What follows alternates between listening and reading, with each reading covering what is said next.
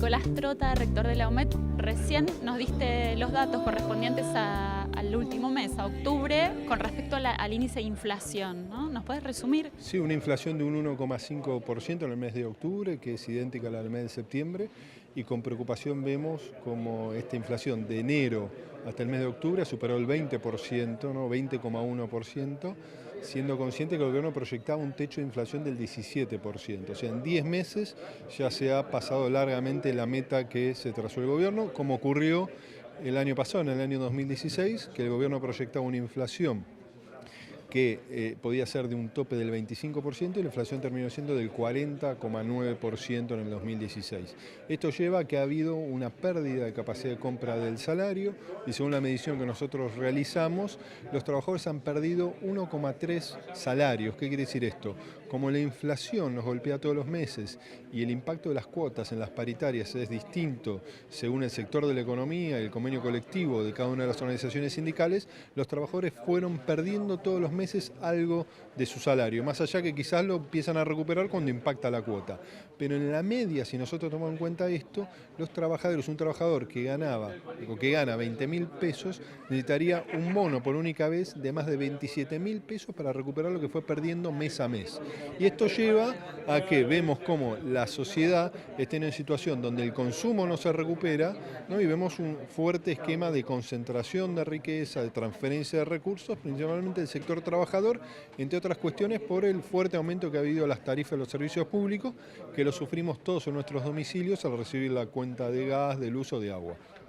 Previo a las elecciones, incluso el gobierno mencionó de unos aumentos por venir, una inflación por venir, un aumento de las tarifas. Bueno, el día siguiente a las elecciones vimos como los combustibles aumentaron un 10%, ¿no? Se espera, como hemos presentado en nuestro observatorio de tarifas, que la tarifa del gas se va a duplicar desde octubre a el año próximo, ¿no? Y estamos hablando de tarifas que no eran económicas como en el pasado. Duplicar la tarifa de gas implica que aquel hogar que está pagando 800, 2.000, hasta 4.000 pesos, que hay domicilios que están pagando eso de gas, van a pasar a pagar el doble. Y eso va a terminar impactando en la capacidad de compra y en muchas familias de los deciles inferiores en cuanto a nivel de ingreso, aquellos trabajadores con menores salarios, tienen que entrar en un proceso que implica reconfigurar la canasta de alimentos, ¿no? Y eso conlleva a una fuerte incertidumbre que transitan muchos argentinos hoy en día. Cambia la canasta y hay alimentos que ya no se compran o se compran menos, ¿no? La leche, la carne. Por supuesto, ¿no? Y eso lleva a que los sectores medios, ¿no? Pueden pasar a segundas marcas, pero los sectores populares y el sector de menores ingresos implica reconfigurar esa canasta, dejando de lado alimentos con mucha más proteínas, ¿no? O calorías para el propio crecimiento de la familia trabajadora. Y eso, la verdad, no es lo que los argentinos queremos. Por eso está en discusión el modelo que queremos para nuestro país, mucho más cuando el gobierno está presentando un proyecto de reforma laboral que tiende a flexibilizar el trabajo, ¿no? Y como hablamos con muchos de los investigadores y técnicos, hoy Argentina está en un momento que tiene que definir hacia dónde quiere recorrer un camino. Queremos ir hacia el sudeste asiático, donde no hay, puede ser Malasia el objetivo de este gobierno, donde el trabajo no tiene protección, donde los salarios son menores, donde las personas pasan a ser un elemento más en la cadena de producción, o nos queremos ver reflejados con países con Alemania, ¿no? Donde tienen un sistema de seguridad social sólido, donde las organizaciones de trabajadores son importantes, donde los salarios son buenos. Obviamente no es fácil transformar a nuestro país en Alemania, pero creo que es un desafío que nos debe hermanar a todos. Mariano de Miguel, como siempre, representante del IET y presente en esta presentación del índice de inflación correspondiente a octubre. ¿Cómo estás, Mariano? Bien, muy bien, gracias. Bueno, nos dio 1,5, como comentaba el rector, 1,5 mensual, ¿no? Es decir, comparando mes contra el mes anterior. Es interesante señalar que en la acumulada de todo el año superó el 20% ya la inflación, 20,1%.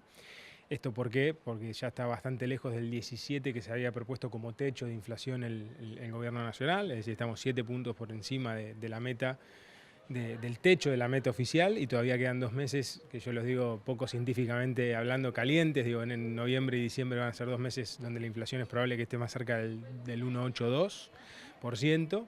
o sea que vamos a terminar el año con una inflación promedio del orden del 24-25%, que bueno, nos pone contentos en un sentido técnico, porque era nuestro pronóstico de enero de este año, y nos pone muy triste porque esa inflación lo que significa es que el salario real, o sea, el poder adquisitivo de los trabajadores, del salario de los trabajadores todavía está por debajo del fin del 2015, cuando asumió el gobierno de Macri, y nosotros lo medimos de una manera muy simple, diciendo que para recuperar ese poder adquisitivo, un asalariado que cobra 20.000 pesos debería tener un bono de algo así de 27.000 pesos para recuperar lo que perdió desde diciembre del 2015 para acá, ¿no? Que la verdad que es mucha plata si uno lo mide en términos relativos a cualquier bien o servicio. Así que bueno, vamos a completar el año y ver qué pasa el año que viene. La verdad que toda esta información está siendo muy útil para todos los sindicatos y los gremios que forman parte del instituto, porque bueno, ya algunos ya están a caballo de las paritarias, otros están por entrar en ellas, y es información muy relevante para tratar de dar la pelea de por lo menos no perder poder adquisitivo y, si es posible, recuperar algo de lo perdido. Ustedes trabajan sobre los trabajadores registrados, valga la redundancia. ¿Qué pasa con todo el trabajo informal? ¿Hay alguna forma de incluir esto en el índice estadístico? Nosotros arrancamos con el índice de inflación de los asalariados registrados, como muy bien decís vos. Ahora sumamos el de los jubilados y pensionados, que cada 3 meses lo sacamos. Y vamos a ir avanzando en distintos subuniversos poblacionales. La idea es llegar justamente a los trabajadores informales. La realidad de ellos probablemente sea peor. Yo siempre le ilustro de la siguiente manera. El mes más crudo de inflación el año pasado fue julio, que los asalariados registrados que medimos nosotros tuvieron 46% de inflación, pero el 10% de los menores ingresos de los asalariados, ese grupo sufrió una inflación del 56% registrado, y es probable que el 10% de menores ingresos de la población, es decir, el que hace changas, el que está en la informalidad, haya tenido una inflación que haya superado el 60% interanual en julio del año pasado, es decir, julio del 2016 contra julio del 2015. Si con ese dato yo ilustro lo que me parece vos estás señalando, de que si esta realidad es cruda para los asalariados registrados, más cruda todavía es para los informales. Tengamos presente que toda la población económicamente activa de la Argentina, cerca de un 40%, está en condiciones de precariedad, ¿no? Muchas veces se piensa en los trabajadores informales como las personas de menores recursos o más limitaciones. Sin embargo, hay gran cantidad de profesionales que están en esa situación también, ¿no? Sin dudas, digo, porque en muchos casos son profesionales que de repente o facturan o tienen un parte del trabajo que se lo remuneran en negro, como se suele decir. O sea, la precariedad no es simplemente un problema que sufren los demás bajos recursos. Sí hay que decir que los demás bajos recursos, además del problema de la inflación más crudo, lo que suelen tener también es caídas en los ingresos, mayores dificultades para acceder a los empleos, menor infraestructura económica, mayores condiciones de pobreza y necesidades básicas insatisfechas. Es decir, tienen un combo problemático, ¿no? Es decir, es el hogar que tiene más inflación, pero a su vez tiene menos ingreso, y el que tenía trabajo quizás lo perdió, y el que lo conserva se precarizó y quizás no tiene acceso a la cloaca y se le dificulta el transporte. Esa es una realidad conjunta. Ahí se entiende por qué el año pasado de repente fue que la economía cayó. Este año está creciendo un poco, digo, pero el año pasado fue muy claro en esto, ¿no? La economía cayó. Cuando vos mirabas ese universo poblacional era muy sensible, porque no era solo la inflación la que les pegaba, que es lo que nosotros medimos, les pegaba un montón. Por eso la universidad tiene ahora el Observatorio de Empleo y Producción, el Observatorio de la Deuda, tratando de observar, porque yo siempre recuerdo que Hegel decía que en definitiva, para poder explicar la realidad habría que describirla, y para describirla, en definitiva, había que observarla, ¿no? Entonces, la primera tarea que tenemos nosotros es observar la realidad para que después se pueda explicar, para después poderla finalmente transformarla o intentar transformarla. Bueno, muchas gracias. No, gracias a vos.